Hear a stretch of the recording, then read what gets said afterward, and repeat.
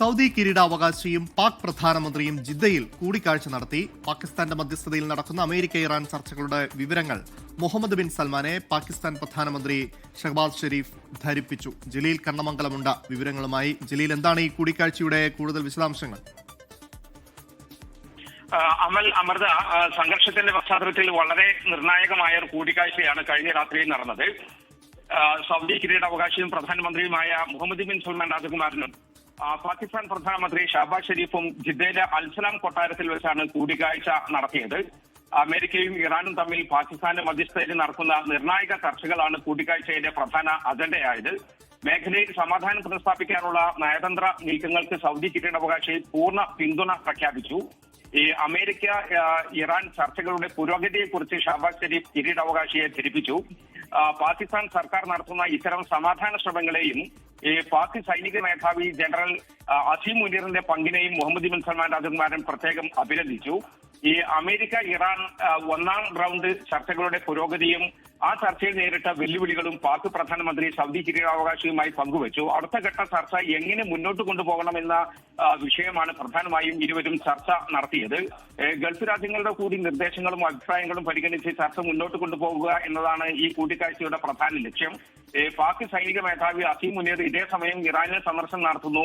ഈ രണ്ടാം ഘട്ട ചർച്ചയുടെ അജണ്ട നിശ്ചയിക്കുക എന്നത് തന്നെയാണ് ഈ കൂടിക്കാഴ്ചയുടെയൊക്കെ ലക്ഷ്യം എന്നതിൽ യാതൊരു സംശയവുമില്ല. ഹോർമുസ് പ്രതിരോധം തുടർന്നാൽ അത് യമനിലെ ഹൂത്തികളെ ഉപയോഗിച്ച് ചെങ്കടൽ പാത തടയും എന്ന് ഇറാൻ ഭീഷണി മുഴക്കിയിരുന്നു. ഇത് സൗദിയെയാണ് പ്രധാനമായും ബാധിക്കുക. ഈ പശ്ചാത്തലത്തിൽ ഇറാൻ അമേരിക്ക രണ്ടാം ഘട്ട ചർച്ചകൾക്ക് സൗദിയെ സംബന്ധിച്ചിടത്തോളം ഏറെ പ്രാധാന്യമുണ്ട്.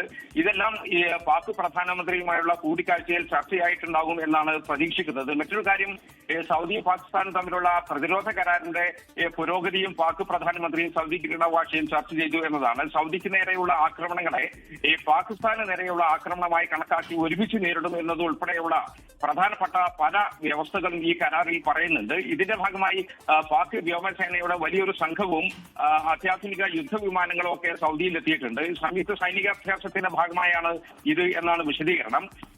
മറ്റൊരു കാര്യം, പാകിസ്ഥാന് സൗദി നൽകുന്ന സാമ്പത്തിക സഹായവും പാക് സൗദി ഈ ചർച്ചയായി എന്നാണ് വിവരം. ഏതായാലും ഈ മേഖലയിൽ സമാധാനം കൊണ്ടുവരാനുള്ള പാകിസ്ഥാന്റെ ശ്രമങ്ങൾക്ക് ഉറച്ച പിന്തുണയാണ് സൗദി നൽകുന്നത്.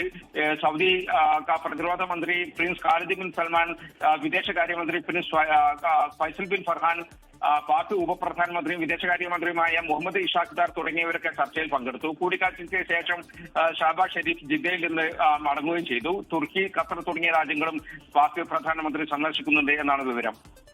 ശരി, ജലീൽ കണ്ണമംഗലമാണ് വിവരങ്ങൾ നൽകിയത്.